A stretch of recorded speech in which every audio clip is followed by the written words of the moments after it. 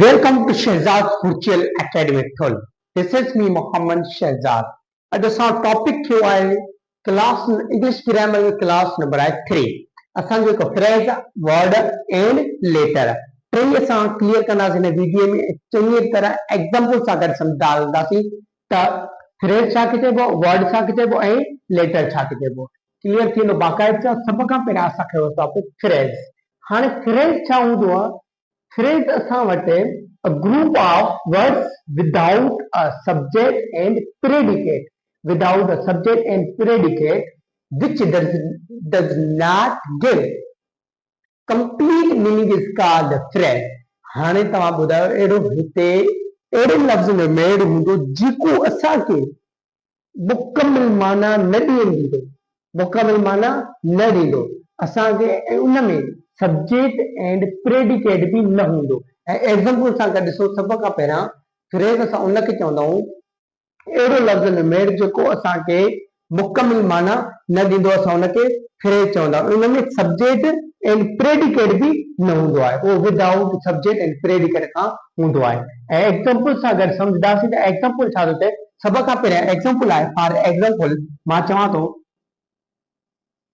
On the table. हाणे तव्हां ॿुधायो, हे मूं लिखियो ऑन दी टेबल. टेबल ते छा? हाणे असांखे ख़बर आहे टेबल ते छा पियो आहे. मूंखे त काई ख़बर न आहे टेबल ते छा आहे.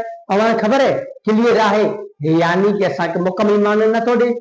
Some meaning but not complete sense, यानी कि कुझु माना ॾे थो ऐं को कंप्लीट माना नथो ॾे. असांजो उहो फ्रेज थी वेंदो आहे. ॿियो एग्जांपल मां चवां थो इन दी मॉर्निंग, यानी कि सुबुह जो छा? अलाए मां सुबुह जो wake up early in the morning, अलाए मां सुबुह जो सवेर उथंदो आहियां, अलाए मां सुबुह जो 7 o'clock, अलाए मां 7 बजे उथंदो आहियां. मूंखे ख़बर न आहे. जेको असांखे काथे बि अची वञे, मुकमिल माना न ॾे, some meaning but not complete sense, यानी कि कुझु माना ॾे, मुकमिल माना न ॾे, असांखे उहो फ्रेज हूंदो आहे. क्लियर? ओके.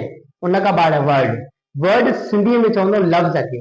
तव्हां ॿुधो हूंदो अक्सर वर्ड सिंधी में चवंदो लफ़्ज़ खे. हाणे लफ़्ज़ जेको हूंदो आहे group of letters which gives sense, which gives complete sense is called word.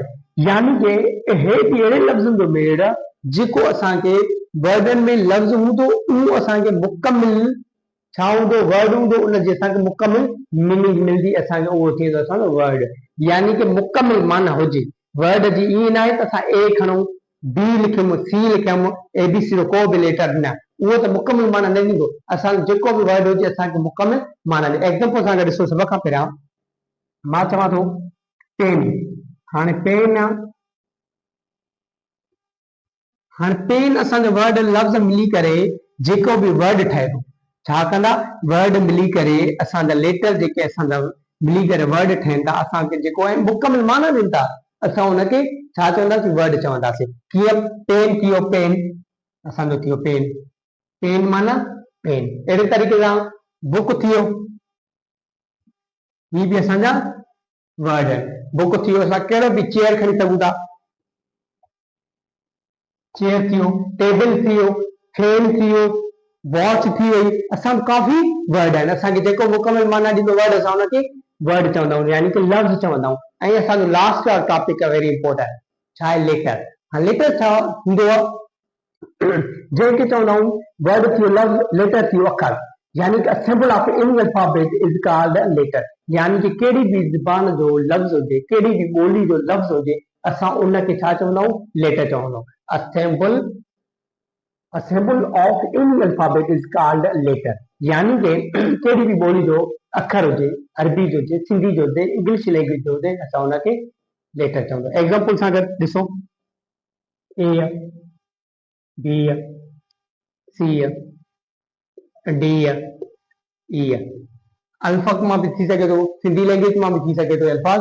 उमेद कयां थो असांजो क्लास 3 में phrase, word and later complete थी चुको हूंदो. Thank U.